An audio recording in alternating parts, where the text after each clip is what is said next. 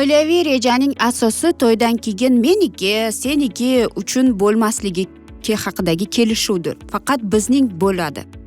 Birlikda intilish har qanday nikohning mohiyatidir. +1 301 760 60 70 bizning WhatsApp raqamimiz. Shuningdek, unutmang, bizda Alkitab Media internet saytimiz ham mavjud.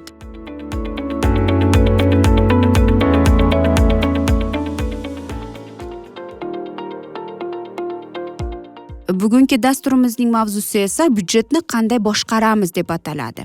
Umuman olib qaraganda, aziz do'stlar, men turmush o'rtog'im bilan uchrashishni boshlaganimda, umuman olib qaraganda, men 6 yil yolg'iz bo'lganman va tabiiy holki, bu yerda men o'rganib qolganman. Demak, meni pulim bu meni pulim, meni oyligim, men o'zim bilaman qayerga va qanday ishlatishni degan iboralar, so'zlar menda bor edi.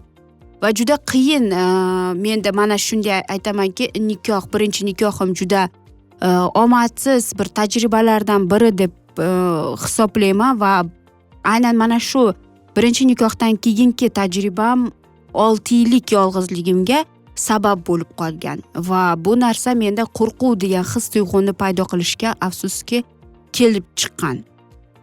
Va men hozirgi turmush o'rtog'im bilan uchrashib yurganimda biz hattoki o'ylamaganmiz qanday bo'ladi, nima bo'ladi deb. Biz birga aytaylikki yashab ketdik, keyin zagsdan o'tdik va albatta qanday qilib men u bilan bu narsalarni hal qilsam ekan, qanday qilib men bu narsalarni aytaylikki hal qilib yoki yechsammikin degan fikr, o'yni bildirib kelganman.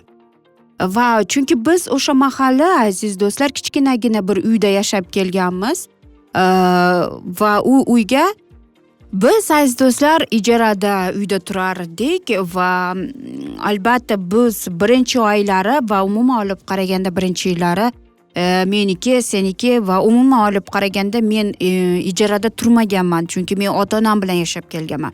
Va menda hech qanday aytaylikki o'sha elektr tarmoqlariga, internet va hokazo degan narsalarda mana shu narsalarga menga birozgina aytaylikki notanish bo'lib qolgan. Va chunki men ishlar edim va men o'zimning aytaylikki yechimlarimni, moliyaviy yechimlarni o'zim yechishga harakat qilar edim. Va bu yerda aytmoqchimanki, aziz do'stlar, biz yangi turmush qurib va albatta birga yashashni boshlaganimizda biz bu rejaga ko'ra, aziz do'stlar, ishlashimiz to'g'ri keldi va biz mana shu moliyaviy rejani qilganimizda albatta bizda hamma narsa yetuklik bo'lishi kerak edi. Lekin shunday ham bo'ldiki, bir kuni sog'lig'im yomon bo'lib qoldi va albatta tabiiy holki, agar sog'lig'ing yo'q bo'lsa, demak senda juda ko'p pul sarflaysan dori-darmonlarga va hokazo narsalarga. Ko'pchilik vaqtda men hattoki qandaydir bir narsalarni o'zimga erk bermas edim yoki o'zim xohlasam ham, lekin bilardimki, oilaviy mana shu ro'zg'ordagi pulni ishlatmaslikka. Bu yerda aytmoqchimanki, juda ko'p bizda moliyaviy pulga kelganda, umuman olib qaraganda, byudjetga kelganda juda ko'p qiyinchiliklarga duch kelganmiz. Biz hattoki o'sha hamma qatori, el qatori Rossiyalarga borib ham ishlab keldik. Lekin aynan mana shu narsalar ko'pchilik holatlarda ko'p oilaviy juftliklar afsuski mana shu pulga kelganda ko'p janjallar mana shundan kelib chiqar ekan. Men o'zim shuni bilib ham o'zimning aytaylikki tajribamdan ham kelib chiqsam bo'ladi. Va bu yerda, aziz do'stlar, juda ko'p qandaydir bir g'oyalar, qandaydir biz yechimini izlashga harakat qildik. Qanday qilib biz qayerda nima qilsak ekan, qanday qilib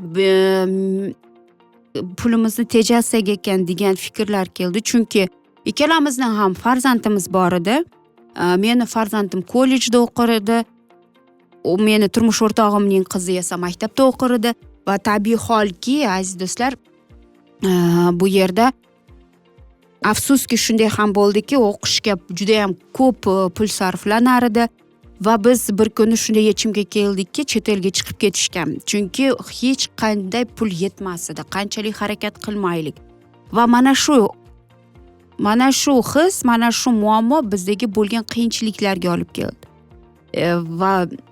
Va hozirgida agar eslasam, o'ylaymanki, men o'sha mahallari turmush o'rtog'imga siz topishingiz kerak. Ko'pincha hozir ko'p shu mana shunday iborani eshitamanki, erkak kishining vazifasi, erkak kishi qilish kerak degan narsani. Erkak kishi o'zining oilasiga mas'uliyatni oladi. Ha, oladi, lekin aziz do'stlar, birozgina yordam berish degan fikr, g'oya hech kimni hali kam qilib qo'ymagan. Va men masalan turmush o'rtog'imga 17 yildan beri birga bo'lsak, men masalan agar hozir menga uyda o'tirasan, ish qilmaysan, ishlamaysan desa, men uchun bu bir vahshiy fikr deb o'ylayman. Men chunki ishsiz umuman o'tira olmayman va men ishlashim kerak, chunki bilmadim kimda qanaqa, menda mana shunday mustaqillik degan narsa bo'ladi. Turmush o'rtog'imga masalan men manikyur, kiprik va hokazo degan narsalarni, mayda-chuyda narsalarga sarflashni yaxshi ko'raman va men buni turmush o'rtog'imdan buni xalos qildim. Nimaga ishlayman? Men o'zimning kamchiliklarimni o'zim yopaman va turmush o'rtog'imning aytaylikki miyasini qatirmayman. Menga manikyurimga bering, menga manonimga bering deb aytmayman. Turmush o'rtog'im hattoki so'ramaydi ham.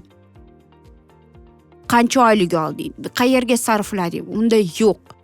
U aytadi, u bitta gap aytadi. Seni puling bu seniki, o'zingning kamchiligingga ishlataver deb aytadi.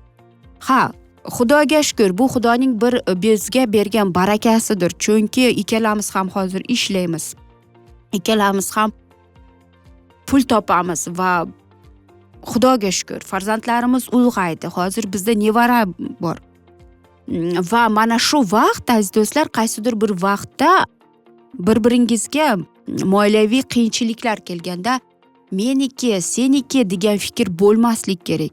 Bir-biringizga siz dalda beruvchi, yordam beruvchi odamlardan bo'lishingiz kerak. Chunki agar nima uchun, nima sababdan umuman olib qaraganda odamlar turmush quradi. O'ylaymanki, pul bu oddiy qog'oz narsalardan deb kelib chiqadi, lekin qancha oilalar mana shu bir parcha qog'ozning orqasidan ajralib ketgan, qancha janjal, qancha bahslar kelgan. Lekin albatta bu erkak kishining vazifasidir.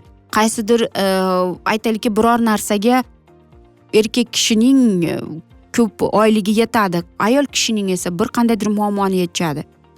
Bizda mana shunday jihatki, agar men oylik olsam, menda ko'pchilik oyligim kredit yopishga ketadi. Va mana shu jihat men turmush o'rtog'imning bir muammosini yechdim deyman. Masalan, oyligim olaman, men kreditlarni yopaman va tabiiy holki mayda-chuyda narsamga qoladi. Turmush o'rtog'im esa albatta biz ijarada turamiz, uy ijara pulini to'laydi va uy ro'zg'or bozorga pul beradi. Va mana shu jihat eng aytaylikki to'g'ri yechimlardan biri bo'ldi va bu narsa bizdagi bo'lgan oilaviy tinchlik, oilaviy mukammallikni olib kelib qo'ydi. Bizda hozir yo'q. Seni puling unaqa, biz oldin haqiqatdan ham hozirgida eslab ko'rsam, yosh bo'lganmizmi yoki mana shu tajribamiz yo'qligidanmi, ko'p narsalarini afsuski biz janjal bilan yechishga harakat qilardik. Lekin janjal bilan hech narsani yech olmaysiz, bu chunki pul baribir ko'p muammolarning sababchisidir. Lekin agar siz bir yechimga kelib, meniki, seniki demasdan, ayol kishi ham ishlasa, erkak kishi ham ishlasa, qandaydir bir sizda pulning rejangiz bor bo'lsa, bo'lishtirib olsangiz, albatta bu sizga juda ham katta yengillik olib qo'yadi. Aziz do'stlar, bu mening tajribamdan. Shuning uchun ham o'ylaymanki, bu narsa juda foydali narsalardan biri bo'ldi deb o'ylayman. Aziz do'stlar, biz esa mana shunday asnoda bugungi dasturimizni yakunlab qolamiz.